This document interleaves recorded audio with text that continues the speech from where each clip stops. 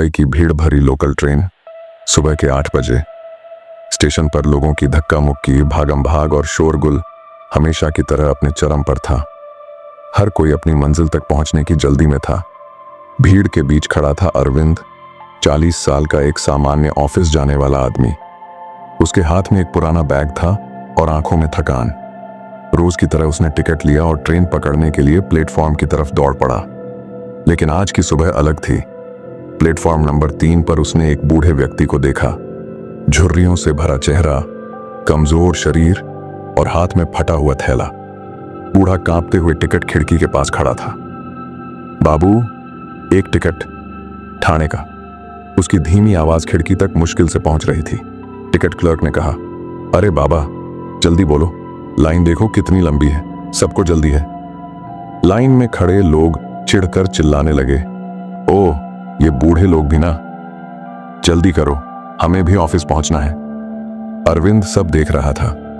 बूढ़े की जेब में सिक्के थे, वो गिन रहा था, 5 रुपए, 10 रुपए, लेकिन पूरे पैसे नहीं थे। क्लर्क झुंझलाया, पैसे पूरे दो, वरना टिकट नहीं मिलेगा। हटो आगे से। भीड़ ने बूढ़े को धक्का दे दिया। वह जमीन पर गिर पड़ा। अरविंद के दिल में कुछ चुभा। उसने तुरंत आगे बढ़कर बूढ़े को उठाया और टिकट खिड़की पर जाकर बोला, 2 टिकट दीजिए, ठाणे के। बूढ़े ने कांपते हाथ से कहा, बेटा, मैं पैसे दे दूंगा, बस थोड़ा कम पड़ गया है। अरविंद मुस्कुरा पड़ा, रहने दीजिए बाबा, ये मेरी तरफ से। उसने बूढ़े को टिकट थमाया और ट्रेन में साथ बैठ गया। ट्रेन की खिड़की से हवा तेजी से बह रही थी। भीड़ अपने अपने काम में मशगूल थी, लेकिन अरविंद बूढ़े की ओर देख रहा था। बाबा, आप अकेले कहां जा रहे हैं? उसने पूछा।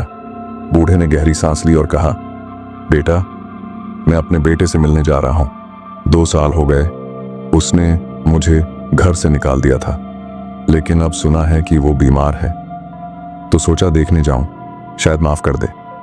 अरविंद चुप हो गया। उसके मन में जैसे किसी ने चोट की हो।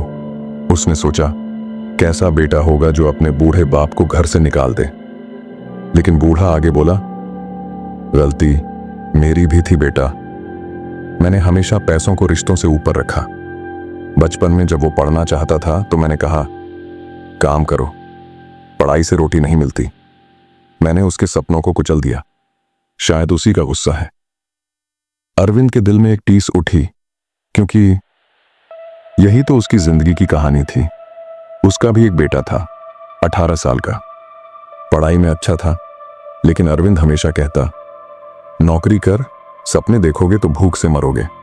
उसके बेटे ने कई बार आर्ट्स और पेंटिंग में करियर बनाने की बात कही थी, लेकिन अरविंद ने हर बार उसे डांटकर चुप करा दिया था। आज पहली बार अरविंद को लगा कि कहीं वो भी अपने बेटे को खो तो नहीं देगा। ट्रेन रुक गई। बूढ़ा धीरे धीरे उतर गया। अरविंद ने सोचा, चलो इसे इसके बेटे के घर तक छोड़ देता हूं। दोनों गली मोहल्लों से होते हुए एक पुराने मकान तक पहुंचे। दरवाजा आधा खुला था। अंदर से खांसी की आवाज आ रही थी। बूढ़ा दरवाजा धकेल कर अंदर गया। बिस्तर पर एक कमजोर युवक लेटा था। उसका चेहरा पीला, लेकिन आंखें चमक रही थीं। बाबा, आप? उसने हैरानी से कहा। बूढ़े की आंखों से आंसू बह निकले। बेटा, माफ कर दे, मैं तुझसे मिलने आया हूं। युवक रो पड़ा और बोला, नहीं बाबा, माफी मुझे मांगनी चाहिए। मैंने गुस्से में आपको घर से निकाला, लेकिन हर दिन आपको याद करता रहा। बस हिम्मत नहीं थी कि वापस बुलाऊं। दोनों गले लगकर रो पड़े। अरविंद ये दृश्य देख रहा था और उसके भीतर का पत्थर जैसे टूट गया। उस शाम अरविंद अपने घर लौटा। उसके बेटे ने दरवाजा खोला। पापा, आप देर से आए, मैं आपसे कुछ बात करना चाहता हूं। अरविंद ने बेटे को गले लगा लिया। कुछ मत बोल बेटा, मैं समझ गया हूं। अब से तू वही करेगा जो तेरे दिल को अच्छा लगे। सपनों को कभी मत दबाना, मैं तेरे साथ हूं। बेटा चौंक गया।